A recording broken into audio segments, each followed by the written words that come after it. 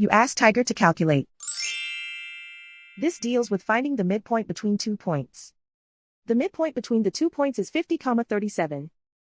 Let's solve it step by step. Plot the 2 points and calculate the midpoint using the formula. The coordinates of point 1 are x1 equals 81, y1 equals 38. The coordinates of point 2 are x2 equals 19, y2 equals 36.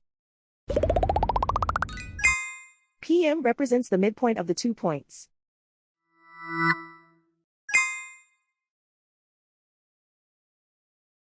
Use the x values in the midpoint formula to find the midpoints x. x1 equals 81.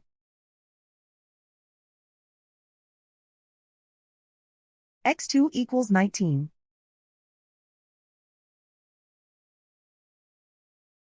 Simplify the arithmetic.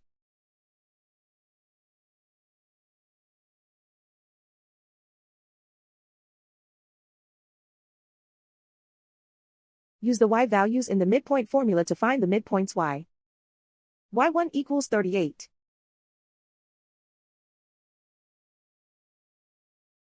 y2 equals 36. Simplify the arithmetic.